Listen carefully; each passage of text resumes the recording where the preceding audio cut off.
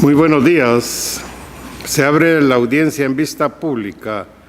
señalada dentro del expediente número 5396-2015, formado por apelación de sentencia en amparo en acción constitucional promovida por la entidad Crece Centroamérica Sociedad Anónima contra el Juzgado de Primera Instancia Civil y Económico Coactivo del municipio de Mixco del Departamento de Guatemala. A continuación, el secretario general adjunto dará lectura a la parte conducente de las consideraciones y a la parte resolutiva y hará las advertencias reglamentarias para la audiencia. La Sala Quinta de la Corte de Apelaciones del Ramo Civil y Mercantil, constituida en Tribunal de Amparo, al dictar sentencia de 28 de septiembre de 2015, consideró: al examinar el auto de fecha 2 de julio del presente año, por medio de la cual la autoridad recurrida declaró sin lugar el recurso de revocatoria, acto reclamado, advierte que, de conformidad con el artículo 182 de la Ley del Organismo Judicial, contra cualquier providencia de apremio, el interesado podrá pedir la reconsideración dentro de los 2 días siguientes a ser notificado. En el presente caso, es evidente que la solicitud de reconsideración que hizo al accionante estuvo fuera del plazo señalado en el artículo citado, pues de acuerdo con las constancias procesales, la resolución que contiene el apercibimiento le fue notificada el 18 de febrero del año 2014 y la reconsideración fue presentada hasta el 22 de junio del presente año. Concluyendo este Tribunal de Amparo que lo actuado por el juez de Primera Instancia Civil y Económico Coactivo del municipio de Mixco, Departamento de Guatemala, se enmarca dentro de la esfera de sus facultades legales, de donde se advierte que no existe violación a las normas citadas por el accionante, ya que el amparo no puede constituirse en una instancia revisora de lo resuelto en la jurisdicción ordinaria, porque si lo resuelto por la autoridad denunciada no está conforme a las pretensiones del amparista, esto no significa vulneración al debido proceso ni al derecho de defensa y en consecuencia la acción de amparo deviene improcedente y así deberá declararse. Con base en esta consideración, al resolver declaró: 1. Por improcedente deniega la acción constitucional de amparo promovida por la entidad Crece Centroamérica Sociedad Anónima por medio de su representante legal por lo antes considerado. 2. Se condena en costas a la postulante de amparo. 3. Impone la multa de 500 quetzales al abogado patrocinante Jorge Mario Búcaro Noque, la que deberá hacer efectiva en la tesorería de la Corte de Constitucionalidad dentro del tercer día, contado a partir del día siguiente al que esté firme el presente fallo, la que en caso de insolvencia se cobrará por el procedimiento ejecutivo correspondiente. En cuanto a las advertencias reglamentarias para el desarrollo de esta vista pública y de conformidad con lo que establece el Acuerdo 1-2013 de la Corte de Constitucionalidad, se hace de conocimiento de las partes que intervendrán en esta audiencia que para hacerlo cuentan con un tiempo no mayor de 15 minutos en el cual deberán expresar sus argumentos respecto de la sentencia de amparo. Deben dirigirse directamente al tribunal, expresar sus alegaciones en forma oral, debiéndose abstener de dar lectura a documentos, salvo autorización previa del presidente de esta Corte. Deben concretarse al asunto planteado, ser breves, precisos y concisos y no proferir expresiones irrespetuosas para las partes o para los miembros del tribunal. Es todo, señor presidente. Gracias. Puede hacer uso de la palabra el solicitante del amparo, apelante y solicitante de la vista pública, la entidad Crece Centroamérica Sociedad Anónima, quien actúa por medio de su gerente administrativo y representante legal, Byron Guillermo Morales Rodríguez, quien comparece con el patrocinio del abogado Jorge Mario Búcaro Noque. Gracias, señor presidente. Vamos a exponer brevemente los argumentos para pedir que se declare con lugar la apelación. Fundamentalmente, el origen de todo este proceso es una providencia de urgencia que se inició ante el Juzgado de Primera Instancia Civil y Económico Coactivo municipio de Mixco para solicitar el informe de auditoría de los estados financieros del impuesto sobre la renta del año 2013. Siendo así, entonces se hizo el requerimiento con fecha 18 de febrero de 2014 y no pudiendo mi patrocinada estimar cumplir dentro del plazo señalado de 10 días hábiles, solicitó primeramente una prórroga el 21 de febrero de 2014 ante la Superintendencia de Administración Tributaria. La Superintendencia de Administración Tributaria no dijo ni sí ni no en cuanto a la prórroga que se había solicitado, por lo tanto, habiendo vencido el plazo para presentar la información el 4 de marzo del 2014, se hizo la petición de prórroga ante el Juzgado de Primera Instancia Civil y Económico Coactivo del municipio de Mixco. El juzgado trasladó la solicitud de prórroga a la Superintendencia de Administración Tributaria, previo a resolver sobre si la declaraba procedente o no. Sin embargo, no quiere decir esto que no se estuviera trabajando en la presentación del informe de auditoría que se había solicitado. Siendo así, el 7 de marzo del 2014, la Superintendencia de Administración Tributaria solicitó la certificación de lo conducente por el delito de resistencia a la acción fiscalizadora, no obstante que ni había resuelto en sede administrativa la prórroga que se le pidió, ni tampoco había cumplido con la orden del juzgado de pronunciarse sobre la prórroga que se había solicitado por escrito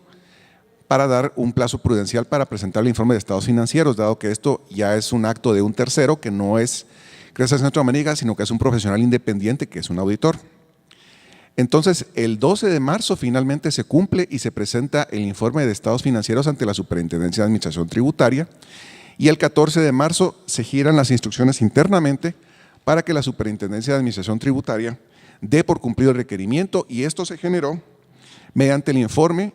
INF-GEM DFI SBF 347-2014, el cual obra en el expediente administrativo, documento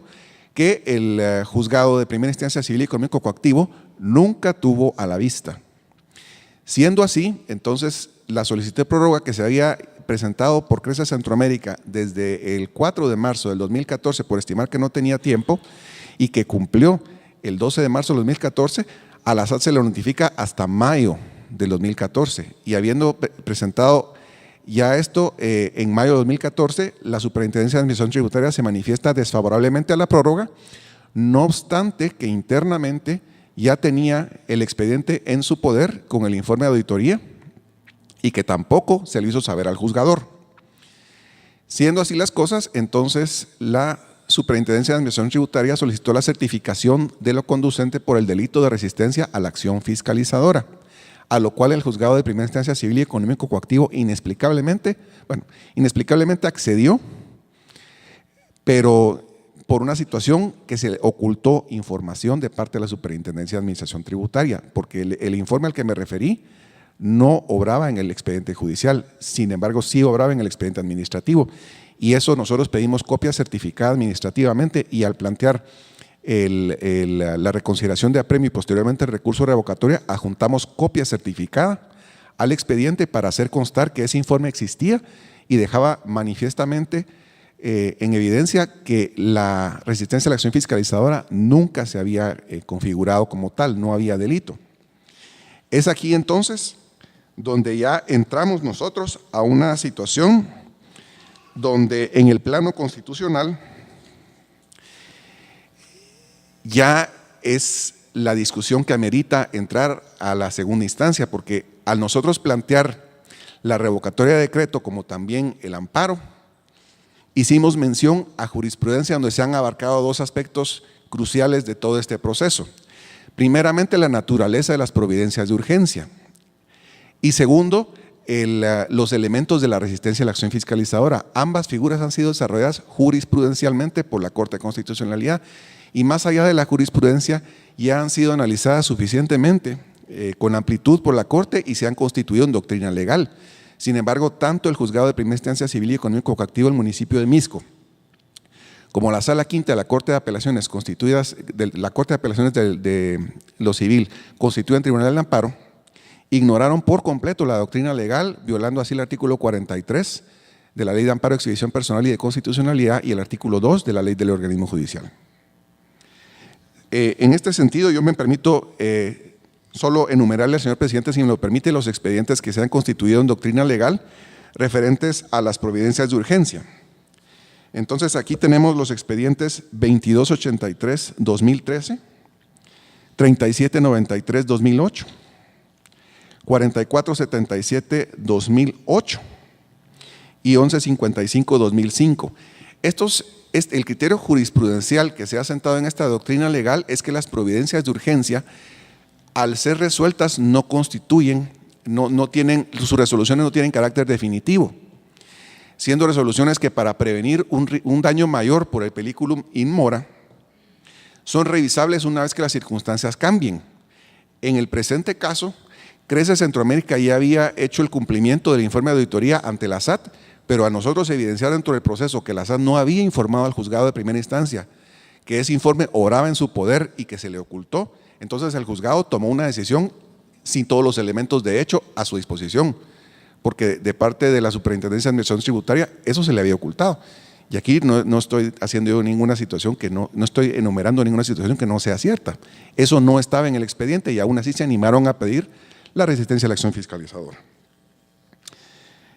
En cuanto a la resistencia a la acción fiscalizadora, también la Corte de Constitucionalidad ha desarrollado jurisprudencialmente doctrina legal y, si el señor presidente me lo permite, solo enumeraré los expedientes que se han constituido en doctrina legal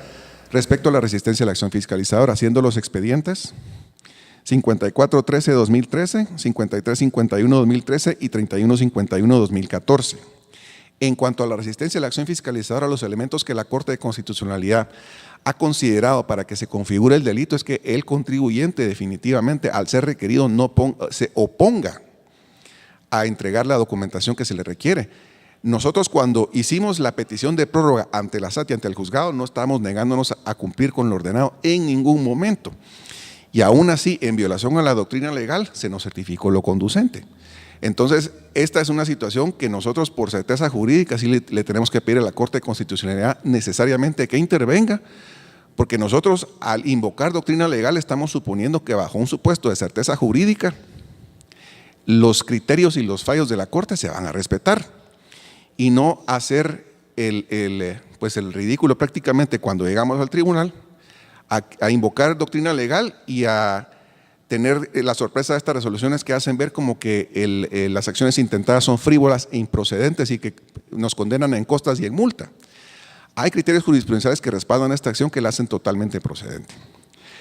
Por lo anterior, entonces, sí necesitamos que se le enmiende la plana al Tribunal de Primera Instancia de Amparo, porque su fallo está emitido en violación a la doctrina legal, no tiene congruencia entre la petición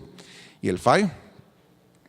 Y en ese sentido, entonces, sí necesitamos que se tenga por evacuada la vista,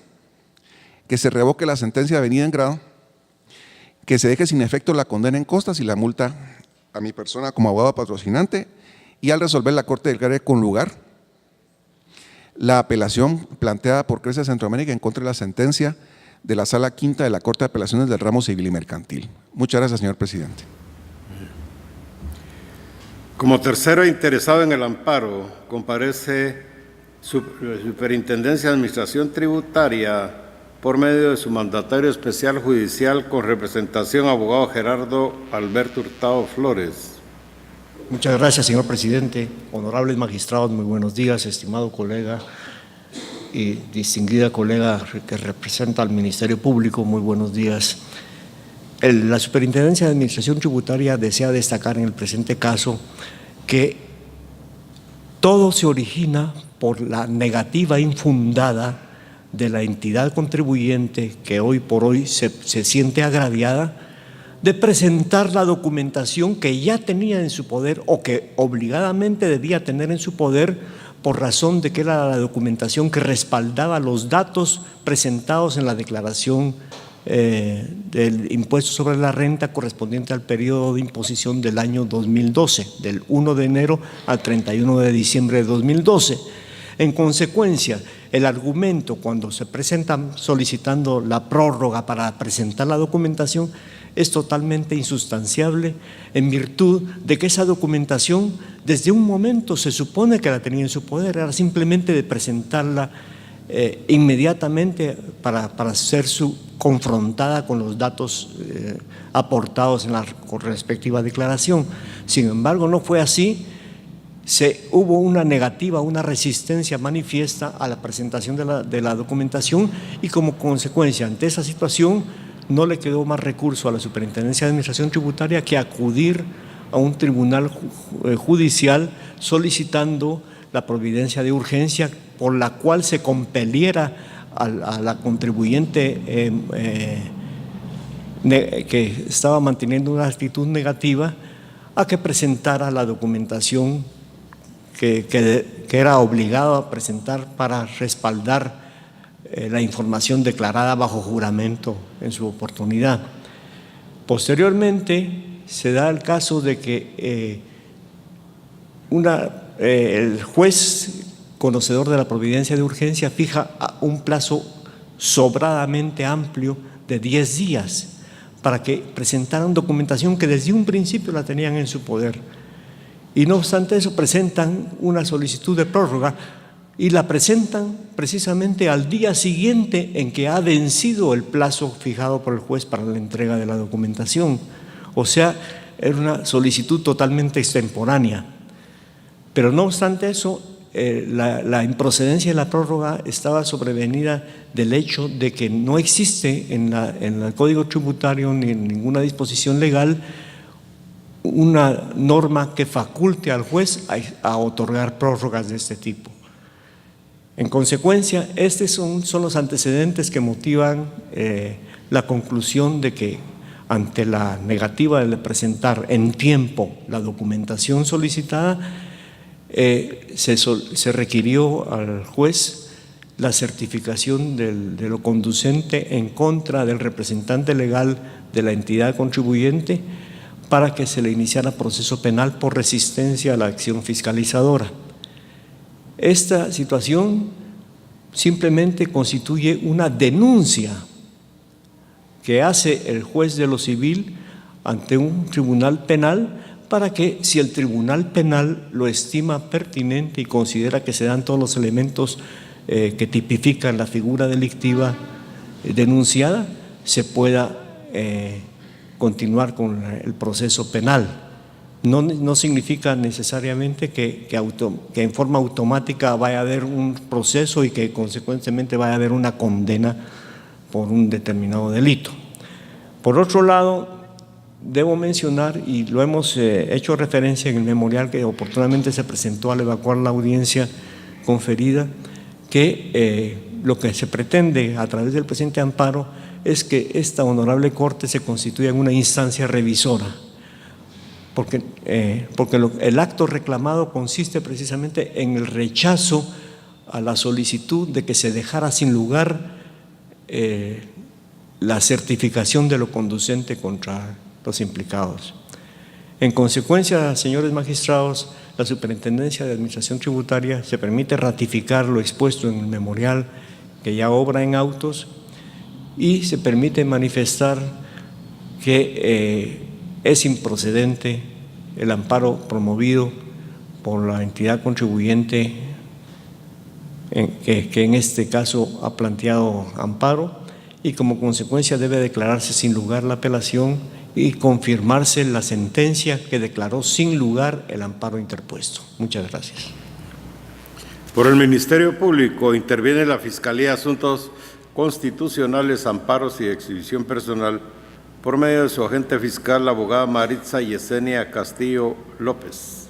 Gracias. Buenos días, honorables magistrados de la Corte de Constitucionalidad, postulante de la presente acción de amparo, abogado auxiliante del mismo,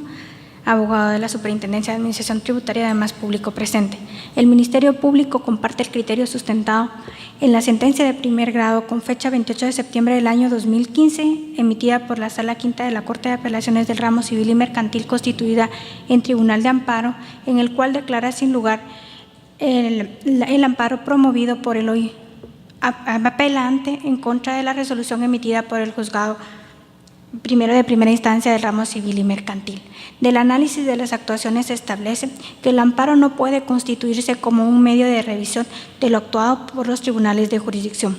privativa. En ese orden de ideas se establece que